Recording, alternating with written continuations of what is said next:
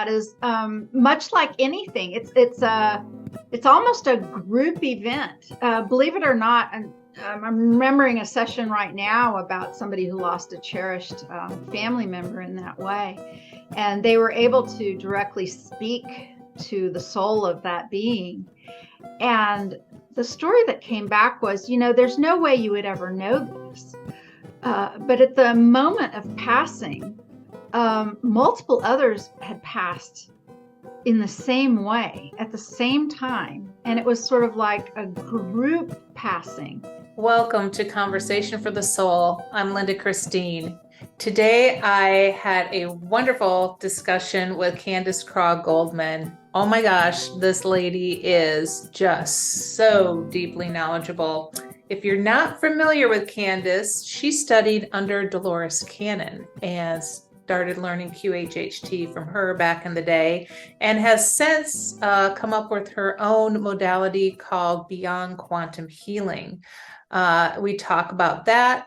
We discuss the flash that comes up in a lot of circles in the spiritual community. And we even talk about doing BQH on our pets. I know some of you are going to love that. Plus, she shares about this new video that she put out with some colleagues that apparently is activating healing in some folks. So lots of deep, interesting, fascinating subject matter. I hope you enjoyed this discussion that I had with Candace, and please like, share, and subscribe. This is how these beautiful stories get shared, and these stories make wonderful teachers for all of us. So here we go with Candace. Welcome, Candace. It's so wonderful to have you here today. I'm so honored. Well, the honor is all mine, and it's so very nice to meet you. I'm looking forward to chatting. Oh, wonderful, wonderful.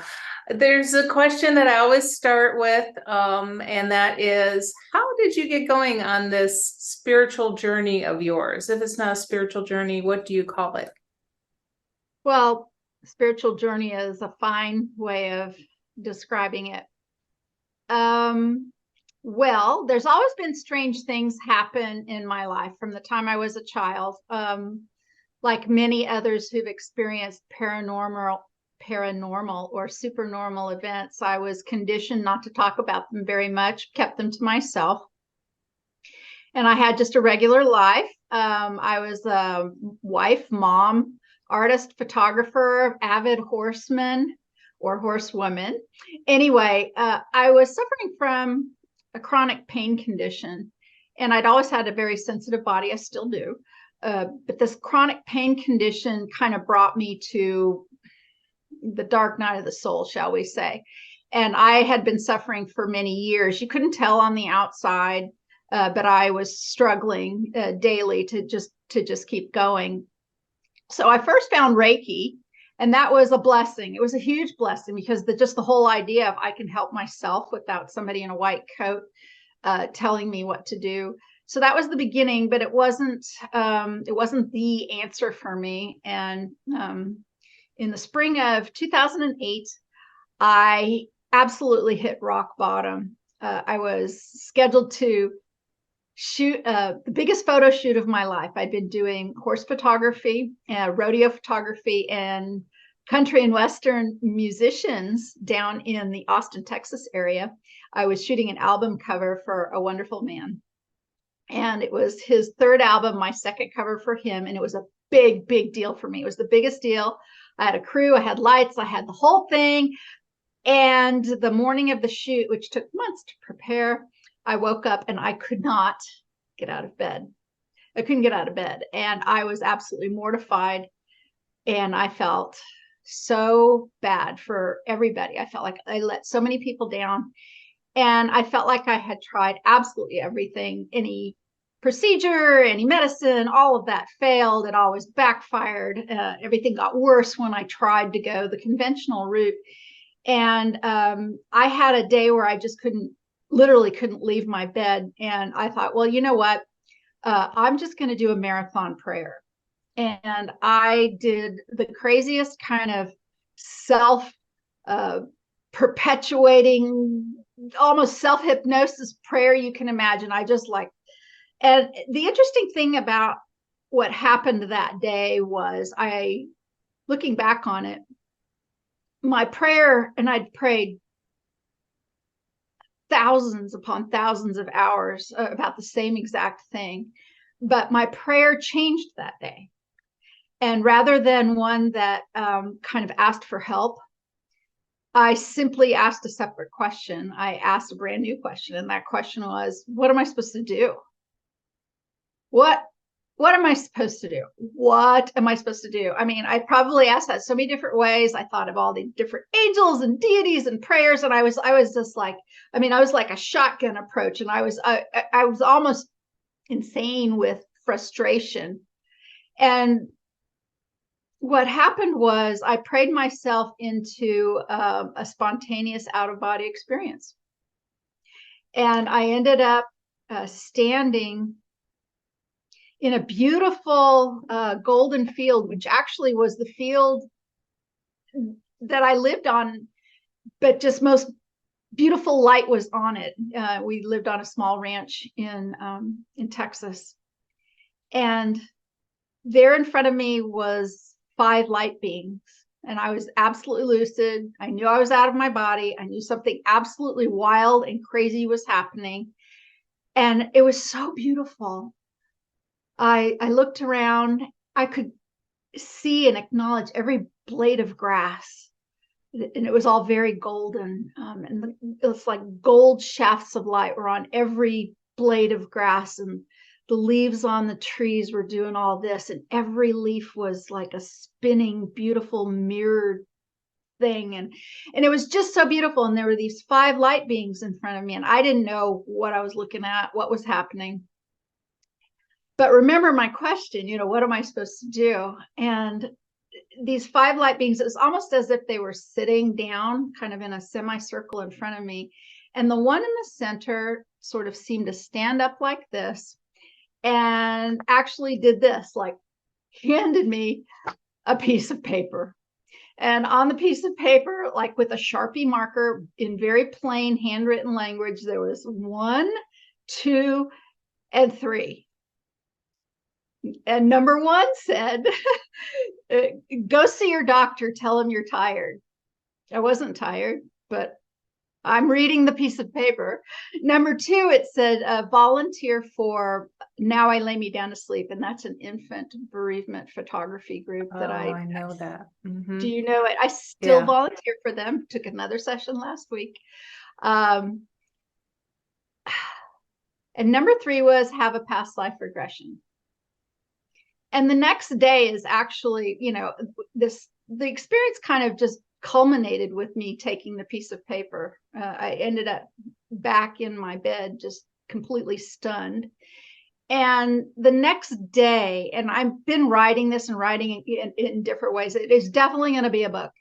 For a while, I thought it'd be part of a bigger book, but I think I might make it just a standalone book, this actual experience, because as fantastic and as incredible as that experience was, the next day was even more profound.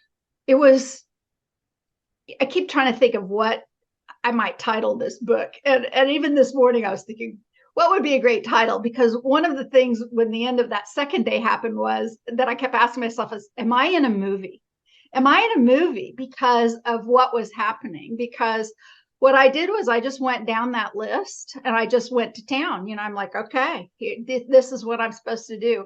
And the things that happened as I followed the directions, the 1, 2, and 3, they're even hard for me to believe that they happened to me. But I'll just skip to number 3.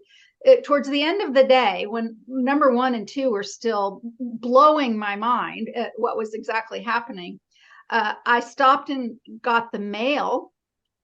We lived in one of those neighborhoods where the mailboxes were out front by where like a gate was to these small ranch community, small homes in a valley. And I jumped out of my truck and I went to go get the mail. And in the box was a key for a package. And I wasn't expecting a package, but I opened up the package container and I pulled it out, and it was a completely unexpected gift from a friend who'd sent me a book by somebody named Delores Cannon. And in the book was a small handwritten note. And she said, I think she's teaching a class in a few weeks. And on my way to her class then was another day, much like that day, which was, are you kidding me? What is even happening around me? I really thought, is like, am I being punked?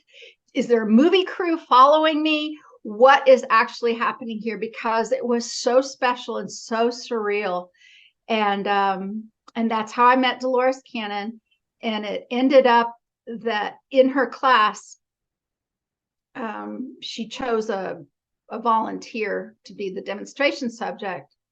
And she had a notebook at the top of her desk saying, if you want to volunteer, please put your name on this notebook. And it was one of the hardest things I ever did in my life. Literally, I like sweat. My hands were sweating, my collar, all that stuff. I did not put my name on this list. And 25 of the 27 people there did. I did not. And I sat there and I knew she was going to pick me anyway. And I also knew that if she did, my entire life would change at that moment, because something outrageously magical was going to be happening to me, and my whole life would just shift on a dime. And that's exactly what happened. She stood up and said, I know most of you have volunteered, but and she walked down the tables and she stood right in front of me and she said, Candace, they are telling me if you would agree that they would like you to be the demonstration subject for today's class. And I burst out crying, and my life shifted right then and there. And within a few months from that, I was actually working with Dolores. And one of the most outrageous, amazing adventures of my life. And I feel like we continue now our friendship and our partnership, just in a different way. Now I'm going to rewind. A long story. No, I love it. I love it. And I'm going to rewind you a little bit. Did you make it to the photo shoot? No, the photo shoot was that day, and I couldn't get it. The whole thing had to be rescheduled. The whole thing. I had to cancel all of the lighting, the equipment, the crew, the everything. But even that turned out absolutely beautifully, because I was like, Matthew, I said, why don't you just come over to my house? There was a time when he had a little time, and I did too. And I did something so simple and so beautiful. I fixed him a cup of coffee. I got creative with lighting. I stood in my own kitchen and I created the lighting that made it look like he was sitting in a diner by himself. And that was the cover of his album. And it ended up being absolutely perfect. I was going for something big and grandiose, and it all turned out so well anyway, as these things do. Yeah. I'm a photographer too, and I very much go off of that gut instinct, and I've learned never to ignore it. Right.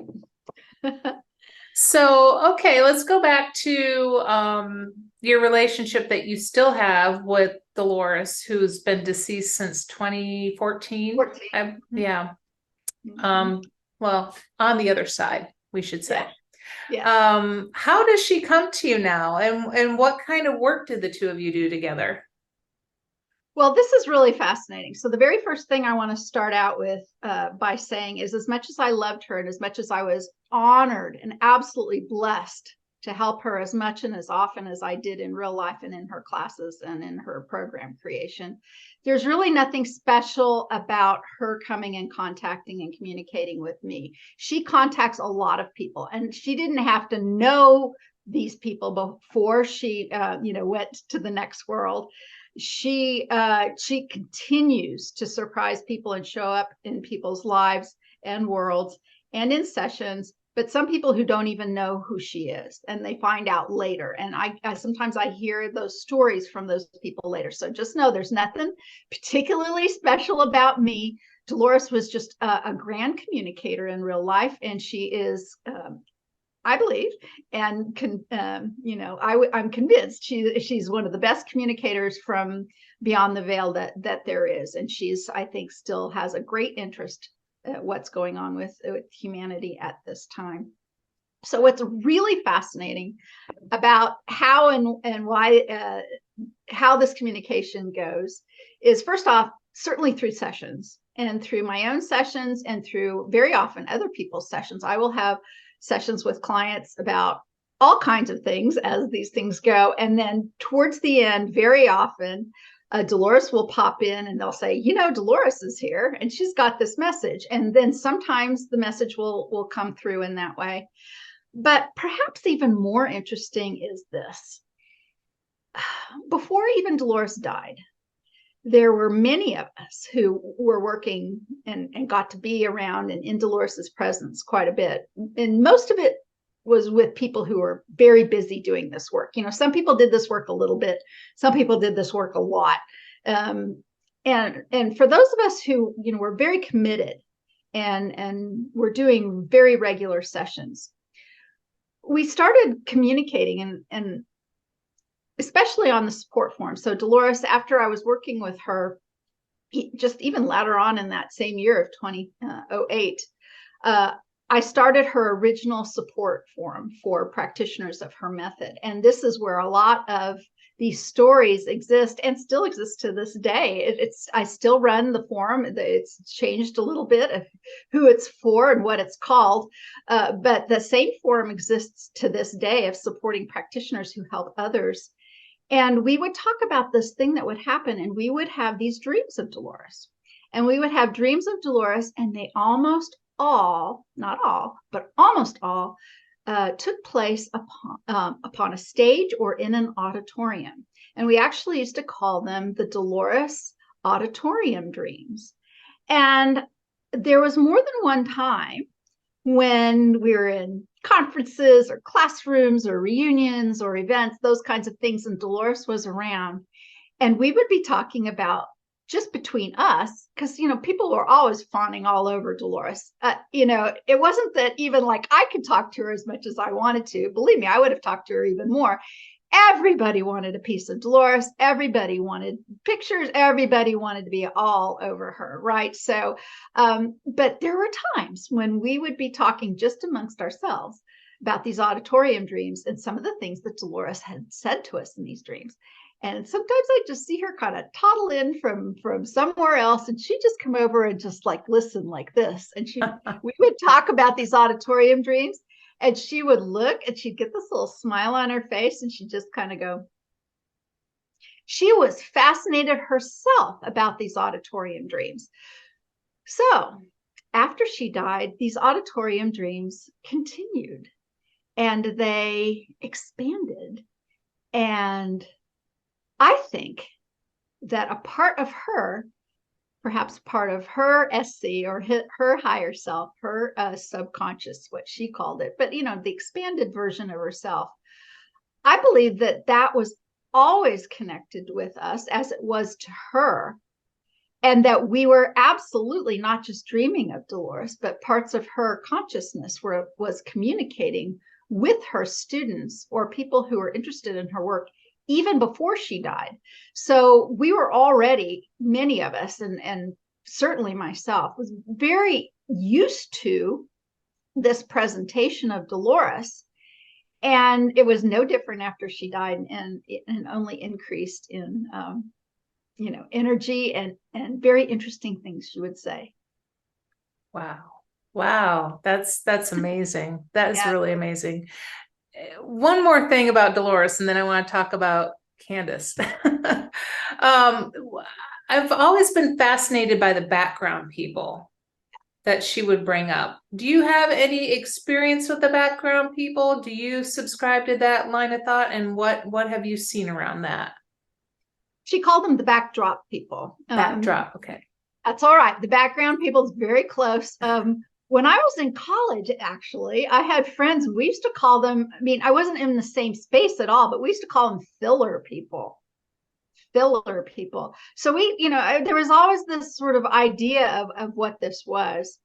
Yeah, there's a lot of talk about that. There's a lot of talk about that on our support forum. There's a lot of talk back and forth about that.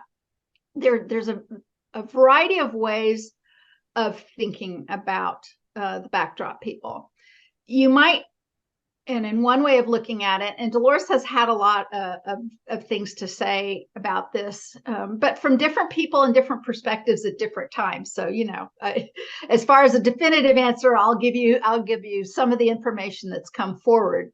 Let's just see how that is presented. So one way of looking at it is that these people don't have an original animating energy that's originally a soul-driven, organic soul, human soul. That it's a life form or a portion of a life form that's not a full organic human soul. So what could that be? Well, it could be partially animated by a soul. It could also be a creation of humans that doesn't have its own animating force that's a soul. It could also be a projection. There's a lot of different ways of looking at it, but I actually had a dream, an auditorium dream, of Dolores talking to me about this. And here's the really interesting way she was describing it, because I really see Dolores as straddling these two worlds. She sort of keeps an eye on us, but she does this other thing. And she has, from my perspective, which isn't shared by everybody, to be very, very clear, there's many people who don't share my conclusions and observations about all of this. That's for sure. So know that I'm not speaking for everybody. But one of the most interesting things she ever talked to me about, sort of the focus of the backdrop people, was that they provided a real service for us in understanding. They helped us. They're like extras in a movie. They help fill out what's going on here and what's happening. But the most interesting thing she ever said was in an auditorium dream about this idea of,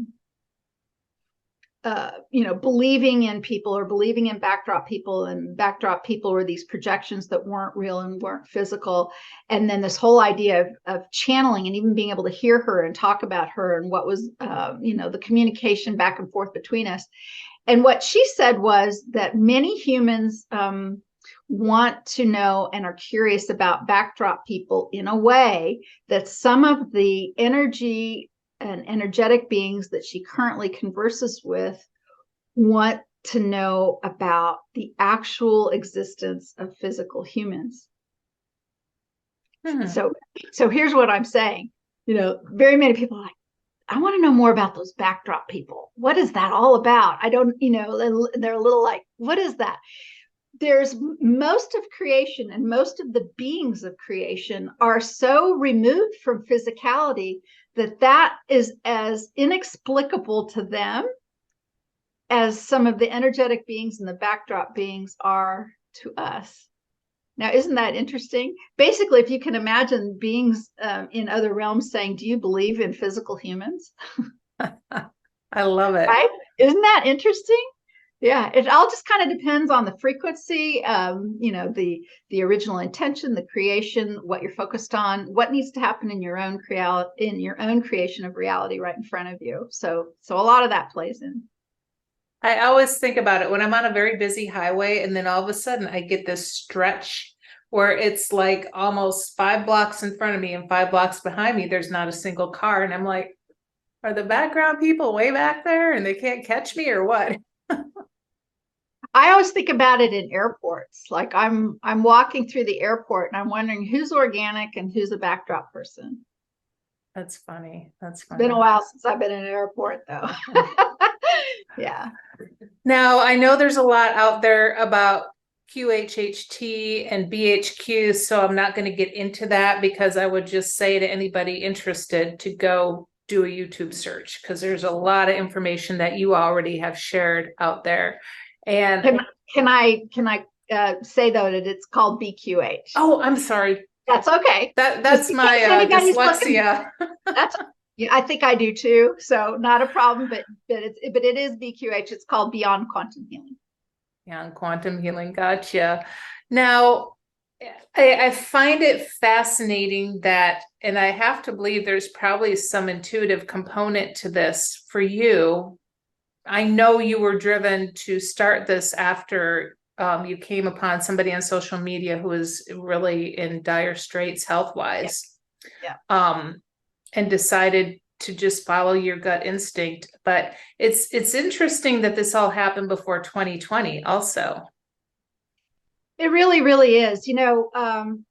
Dolores was my teacher, and I did what Dolores said. I was there to assist Dolores. She was the teacher. This wasn't, even though I was in the situation that I was as an assistant, I've always been a teacher. In graduate school, I was, art teacher. Basically, my very first job out of college was teaching art. I was an art teacher. I absolutely adored teaching.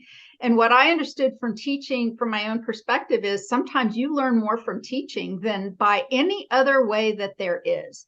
And I continue to feel that way. And I get a lot of energy and great satisfaction from the idea of sharing information, knowledge, assisting others who are just getting into this work.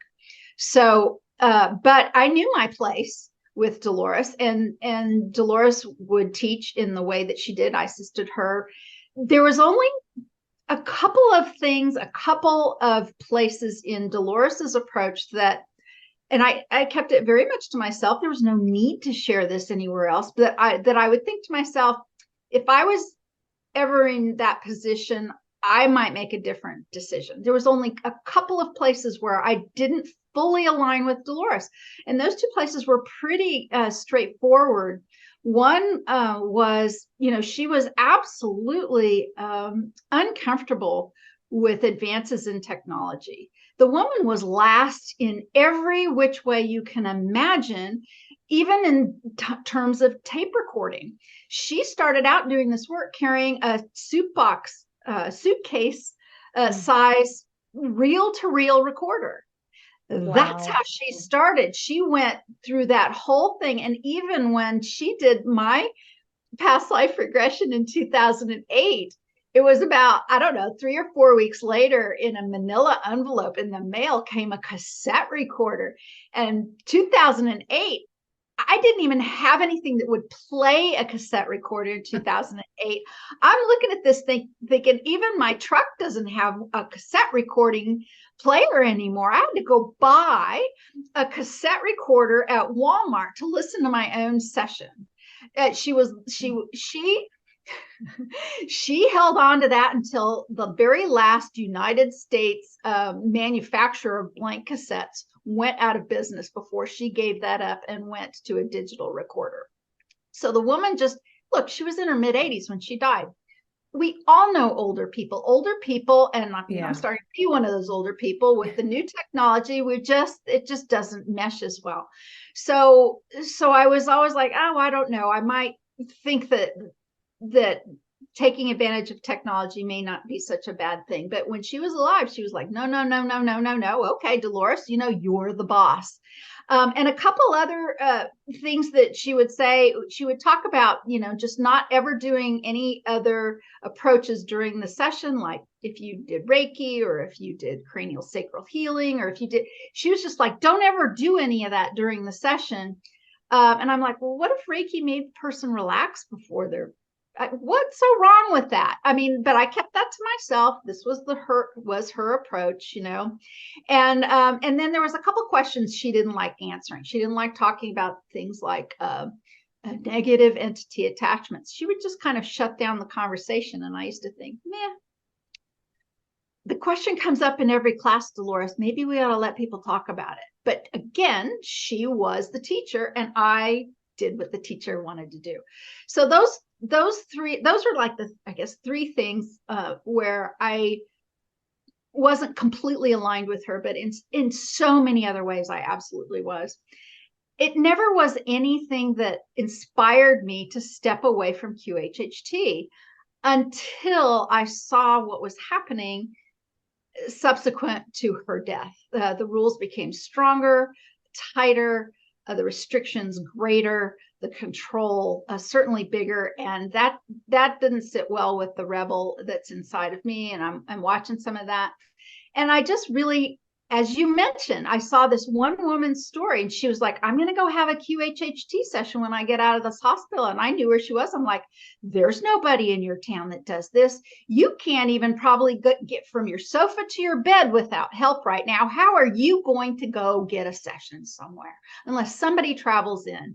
And what are the odds of that? I knew where she was. And so I contacted her and it turned out so well. And I was just inspired. I was so inspired because she, this certain thing doesn't happen all that often in this work, which is you get a response back where it was wonderful and a miraculous healing happens. A lot of miraculous things happen, but in this particular story, it came with, my doctor didn't believe this, and we've repeated the tests, and he didn't even believe the tests, and we repeated those, and now they don't know what to say. And it was one of those fantastic healings. It doesn't happen every time, but it happens enough that I keep doing this work because it's so amazing. And I just felt like such a permission slip, right? To just go ahead and start thinking that there are other people out there who maybe can't travel, who maybe need to have an alternative. And so I just started testing and practicing and kind of spreading my own wings away from exactly Dolores's approach, which didn't happen right away and didn't even happen easily, really. I'd been doing the same thing for so many years. It just was, it has to happen slowly and gradually. And then I finally thought, it's time. It really is time. The QHHT class kept getting more and more expensive, and I kept being astonished by that. And I thought, it doesn't have to be that expensive. So I released BQH, and I had colleagues, wonderful colleagues, well-known colleagues that you would even know their names if I would say them right now, who would say things to me like, Candace, good for you, but I'm never doing this work online. Never, never. I'm always going to do it in person. I'm like, okay, that's fine. COVID hit. And many of those people called me, and we began to talk, and the rest is history. Yeah. And that kind of plays into the going with technology too. Exactly. You gotta kind of go there. And we all want to serve, and you can just serve so many more people this way. So it makes sense. Well, the biggest concern about doing this is Dolores would say, well, it's not safe. And, people would ask, well, what do you mean it's not safe? And you know what? She would always tell the same story. And the story was the same one that she would say over and over again. It was just about this man who got really, really upset, a demonstration subject in one of her classes. And he starts bellowing and really upsetting the people around him. He made a spectacle of himself, for sure. He was in an open air atrium in a hotel, and like the whole hotel was subjected to him screaming that he was being, I think, raped or burned at the stake, one of the two, some outrageous thing that he's yelling out loud, and the rest of the hotel doesn't know what's going on. And she was like, that's why it's not safe. I'm like, well, that may have been a spectacle, but what would not have been safe about it? I'm sure, it made a big deal, but what's not safe about it? And so, the thing is at first, when I first started, could I make that claim? No, but here's the thing. Here's the thing. I can now tell you that online sessions are safer. And how can I tell you that? And why can I say that? Well, I can tell you that in a couple of ways. First of all, when you go into a very deep trance session state, you're advised to have somebody like drive you home later. If you've been driven or you need to drive to an appointment, even if you're awake, it's a lingering thing. It's kind of like going through a procedure, a medical procedure, and having a little sedation or something. You might think you're awake, but maybe you're not quite awake enough, right? And there are many people who insist that they're awake, and they insist that they're just fine. And over the years later, not just my own, but other people, and it doesn't happen all that much, but it does happen where they'd say, I don't really remember driving home, or that was really weird, or maybe I wasn't as awake as I thought. I mean, so there's that. But if you're at home and you're laying on your sofa and you're not going to drive anywhere later, this is a safer method to do it online. It's safer because there's not that lingering thing and you don't have to travel, right? Unless you've got a driver, or unless you've got it all figured out, or unless, you're just walking next door to the hotel where you're going to stay overnight. So yeah, I'm very happy to make that claim. And I could not have done it at first. And I waited several years before saying that. I totally agree with you. I'm curious about 2020, because we know that's a big shift for the whole planet. And that was like the kickoff to something big. What have you noticed in your sessions since then? What kind of shift has taken place there? Well, there's a lot of different ways of looking at that too. And my conclusion hasn't really changed. When it was all first happening in early 2020, there's a lot of different, everyone has their own story about COVID, right? And there's a lot of different stories, and there's a lot of tragedy and awful things that have happened, especially in that first year.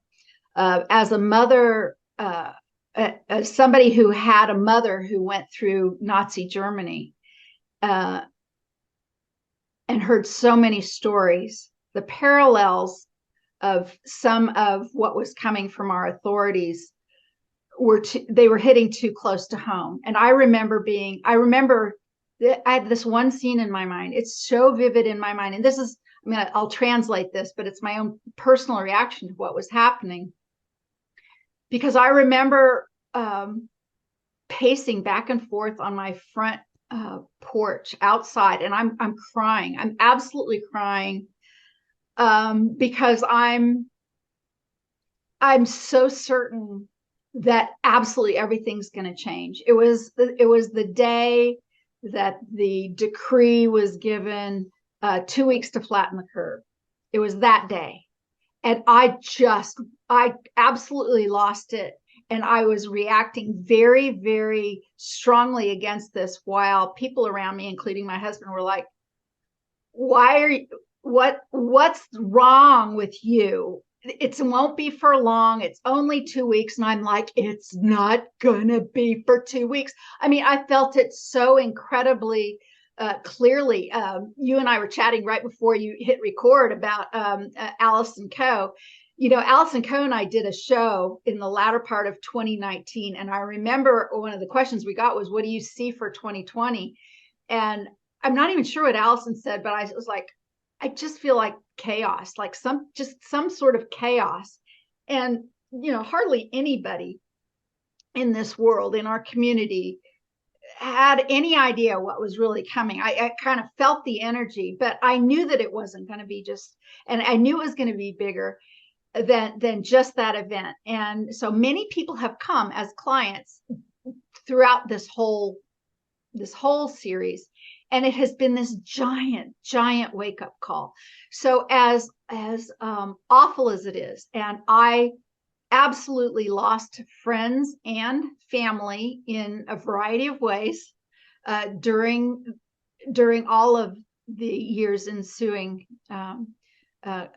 COVID coming to visit us all. In the end, I have to say it's a silver lining, because massive amounts of people have awakened to a maturity that they were not capable of doing before all of that happened. And I think it was kind of like, I started almost thinking about this the other day. It was almost like, how some people turn to chemotherapy when they have cancer. And that's fine. There's a lot of different ways to approach all of that. But one of the whole theories of chemotherapy is introducing a toxin into your body that destroys the cancer, and it will destroy parts of your own body along with it. And the whole idea is, hopefully your body survives the poisonous assault, the healthy part of it, so it can take out the negative part, the diseased part. That's what chemotherapy is. And that's why it's so, yes, it has to be so carefully administered. Let's not give you too much or we're going to kill you too, along with the cancer. And I almost think about COVID like that. It's almost like humanity said, and in some sessions, it's been like that too. There's been a lot of personal journeys of expansion with COVID for a lot of reasons, experiences directly with the virus or with aftermaths or with the, medical interventions, shall we say. But COVID itself in general, I think, was humanity as a collective saying, we need to get a move on as waking up. We need to step things up here. And it was happening, absolutely was happening, but not fast enough. And this was like, very often being in a car accident will accelerate somebody's personal healing in a variety of different ways. They may finally quit the job they hate. They may finally decide to write the novel they always wanted to write. They may finally take that trip to Paris that they had always promised themselves. They needed this big, giant thing that hurt before kind of progressing past that. And that seems to be, from all of my sessions and my own meditations and dream information, seems to be what COVID was for us. And then I'm wondering if you get people coming to you now in light of what we're learning about that medical intervention, jab, whatever. We're not going to say the name because I want to stay online.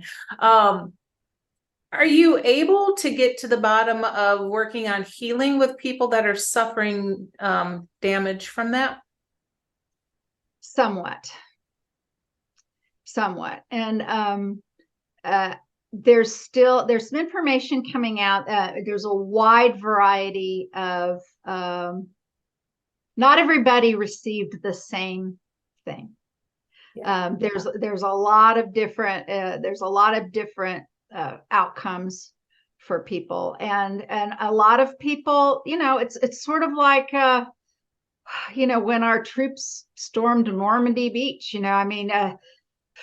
There's a lot of souls that just decided, if it can help others behind me, I'm willing to be on the front line and help people understand what's really going on here. And I think it's going to be probably generations before it's starting very slowly to be talked about. But so much has been memory hold. There's so much revisionist history going on as well. It's going to be, I think there are people, especially people in our age category, and I know I'm older than you are, but where our stories and our perspective should be archived, shall we say, and maybe not digitally, maybe through stories or the old-fashioned way in writing, because there's a lot that's already disappeared. Yeah, that's so true. Well, I got full body chills when you likened it to Normandy, because when you put it in that perspective, it's so powerful. It's like, okay, I'm gonna take the hit for everybody else so they can see, and even more can wake up from that. It's almost has me in tears. Yeah, and that's what we found with that is much like anything, it's almost a group event, believe it or not. And I'm remembering a session right now about somebody who lost a cherished family member in that way, and they were able to directly speak to the soul of that being. And the story that came back was, there's no way you would ever know this. But at the moment of passing, multiple others had passed in the same way at the same time. And it was sort of like a group passing. You know what I mean? Kind of like, not really, but kind of like everyone dying in a plane crash at the same time, or in a horrific event at the same time. It's a choice, not consciously made. Please, people out there hear me.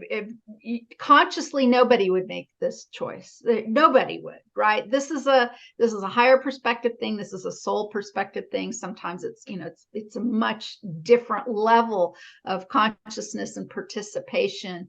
But on some level, and this level is often one that we cannot access, and for good reason. But on some level, no matter what happens to you, you agree, not your conscious mind, but a portion of the energy that animates your body and is agreed to have this human experience. A portion somewhere along the line up that chain, that hierarchy, agrees to this. And in some ways, it's a beautiful thing. It's very hard for humans to understand this because the pain that's, it's the pain mostly for those who are left, right?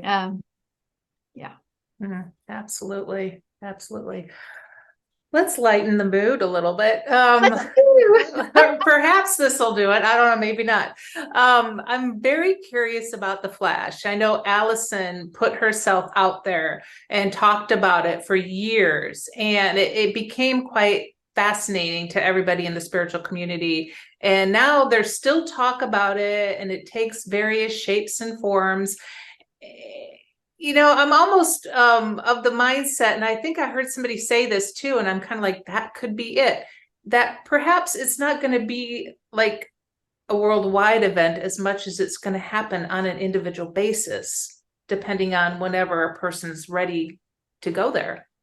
Yeah, that's a tough one. So it's difficult always, and one doing this work needs to always preface this, all of what's coming forth in these sessions, as one view. I mean, let's throw back to Dolores just for a moment. She would present stories in her books that would contradict each other. Not everybody really realizes that, because she would speak on consensus views, where multiple people agreed. But if you read her books carefully, there are portions where she would say, but this person had another view of this particular thing. And then it would come out that way. If you really look into some ways of looking at reality and the multiverse, and even things like the Mandela effect and the many worlds explanation about what is actually happening to us. And if you think about this idea that all that's ever really happening is now, well, what are we talking about? We always talk about the future. And then there's this whole idea, well, the future doesn't exist and the past doesn't exist. The only thing that exists is now. But if you still hold the construct of a linear reality, and we want to talk about things like the past and the future, the future can only ever be probabilities, right? And I absolutely believe that there was enough, and may still be enough, of a probability percentage of this flash event happening that it would be for all of humanity. But it could be for just a portion of humanity, for all I know. I mean, I think you probably have heard stories, and I've heard stories from clients, and I've read and seen other accounts where there are people who are standing on the street pointing up at a spaceship that's hovering 50 feet above the street, and only a portion of the people in the vicinity can see that thing. Well, what's going on there? Whose reality are we going to talk about? The people who are just like headed to work, or the ones who are going, oh my God, are you looking at that? But, you might throw that story out as being kind of improbable or something that doesn't happen all that often. But you know what? If you look back into history, there's still accounts of some of the Native American people on the East Coast standing on the beach, watching the big wooden ships come in to land. And some of the only people who could see that were some of the medicine men and the shamans, who could envision the idea that there are beings from other places who travel in ways that we don't understand, who are headed to our shores. There were actual people who couldn't see those big wooden ships out there. Yep. So this is, and if you just think about it in that perspective, well, okay, so now let's talk about the flash. What if that flash was something that a certain subset of people absolutely saw and a whole lot of other people just kept looking at their phones or doing the thing that they're doing? Don't know, right? And what separates one from the other? I don't know. And here's one thing I want to say though, and because my team is kicking me to say this, if you want to be, those of you people who are listening out there, if you want to be one of the ones who see the flash, it doesn't have as much to do with how much you've read or studied or memorized or learned about all of this stuff. It just has to do with where your heart is, where your vibration is. It doesn't have to do with how much you know, who you know, how many podcasts or meditations you've done, or any of that stuff. It just happens to be what goes on in here. And, Beautiful. I agree with you on that one, Candace. Definitely. Real quick, a couple more things before we go. I'm curious, can you do BQH with your pet via proxy? Oh, absolutely. Oh, do tell some stories on that. Oh, you absolutely can do that. Okay. I did a session a number of years ago for a yellow lab in my own family with my husband as the proxy. He was ill and he didn't live long. He was only 8 years old when he died. And he was my husband's heart dog. Of all the dogs we've had, and he had and had since, this dog, his name was Cowboy. Cowboy was his dog. And we did the session hopefully to assist Cowboy in healing and remaining. But Cowboy was pretty insistent that part of what he was doing was transmuting some certain energies and lessons for my husband. And had, it was a very poignant, very beautiful, quite amazing, session. But it was very healing. It was sad. It was a goodbye. And we knew basically that it wasn't a session that was going to magically heal this dog and bring him back to us. But it was healing nonetheless. Yeah, absolutely. There's more, I think, that can be done doing this work than we yet realize. I think we've only just scratched the surface. I totally agree. And I totally subscribe to your thought on everything now is kind of mixed like an elixir or a potion of sorts, to where it's like, why not take some Reiki? Why not take some BQH? Why not take a little bit of maybe Qigong and throw that all together to create something for healing? Absolutely. And the thing is, I really have to bow to Dolores. Dolores taught her method as simply as she could for the time that she taught it. You've got to remember, she released her first class she released in 2002. And her very first class, she only released it to certified hypnotherapists until she realized that they were too stuck where they were, that they really, and she wasn't always politically correct, my beautiful Dolores. Sometimes in classes, she would say, you clinical hypnotherapists are going to have a harder time learning this than the rest of you out there. And they were like, and it was absolutely true, because they had to leave some things behind, some preconceived notions, right? And for those out there, the people who didn't know anything like me, I didn't know anything. I knew a camera and paintbrushes and horses before I showed up. I didn't know a dang thing about hypnosis.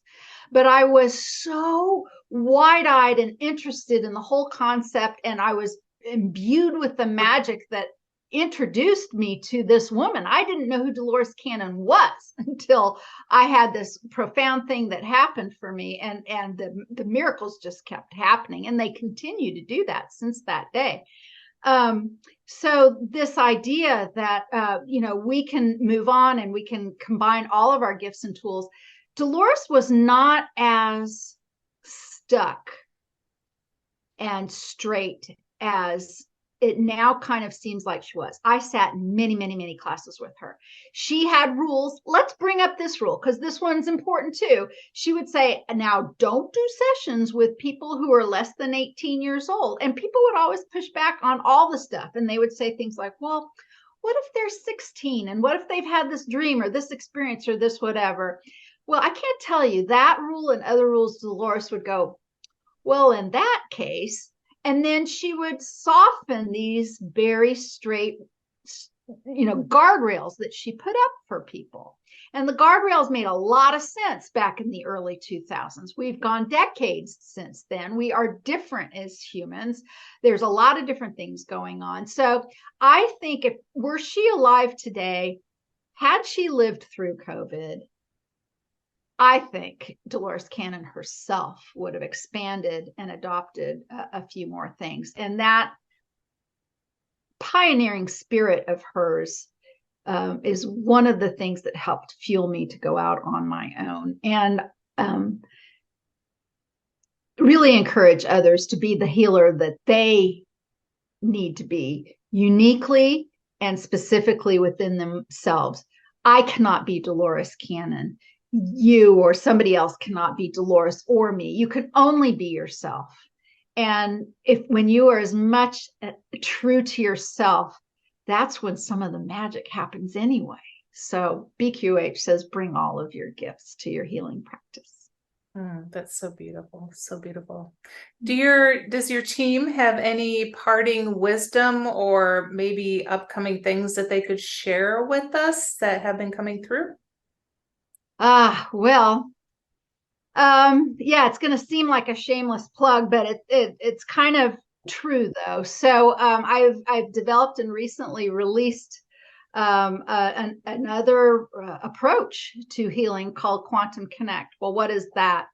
Well, Quantum Connect is a non-trance approach to getting wisdom or connection or acknowledging connection to your higher self.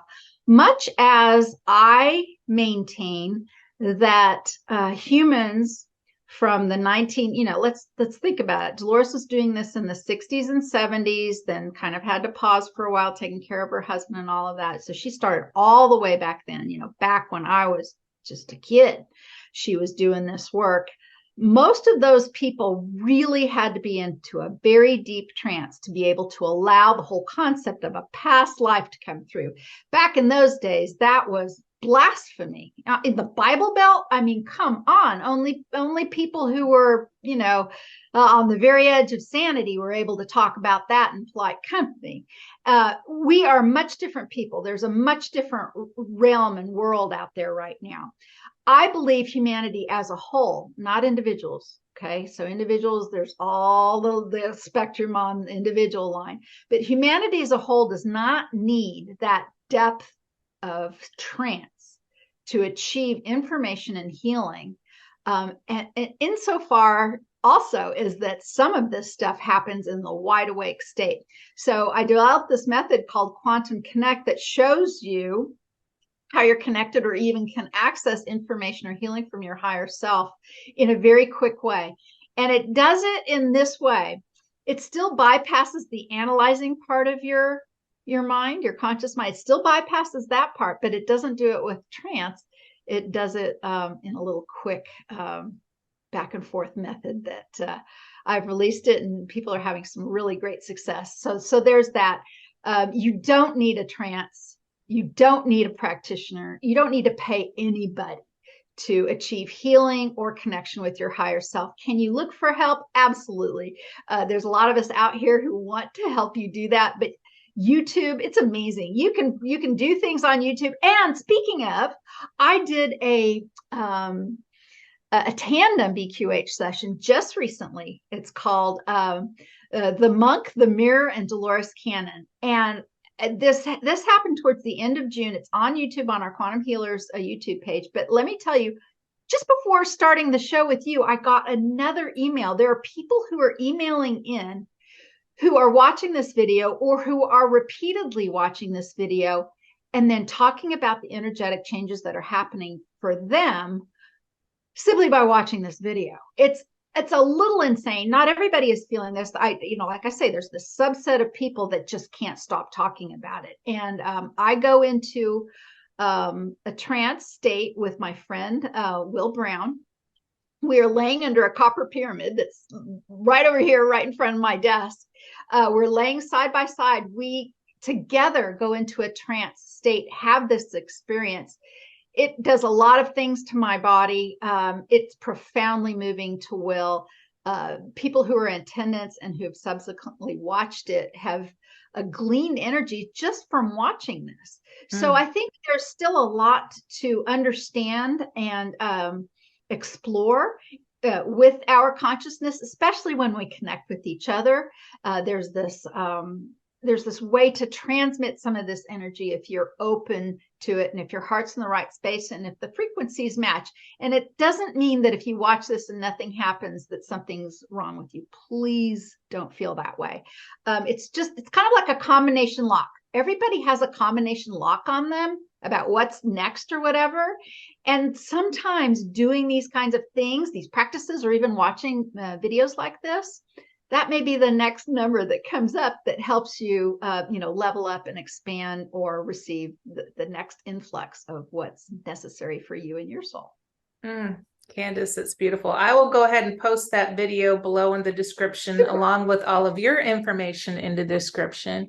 And is there anything else you want to let folks know before we say goodbye today? Sure. Quantumhealers.com is a place for all healers, all service to others. Practitioners. We welcome all of you. If you're a Reiki practitioner, if you're a cranial sacral therapist, if you're a clinical hypnotherapist, if you're a life coach, we support practitioners and those who are service to others who are interested in supporting each other in a community of other service to others. A practitioner, we have a directory. We're releasing classes, and we're a place for you, a learning platform, a community, and then a directory for clients to find you. And at the same time, for those of you who practice any form of quantum healing, we have the archives all the way back to 2008 when I was wet behind the ears and I didn't know what was going on. And I first said, hey, let's just get started. Let's get this party started. It's the same place, and you're welcome to join us. And thank you. Oh, that's beautiful, Candace. I appreciate you being on here today and sharing your wisdom and all these beautiful stories. Thank you so much. Thank you so much. All right. We'll say goodbye to everybody. Bye, folks. Bye. Thanks for watching.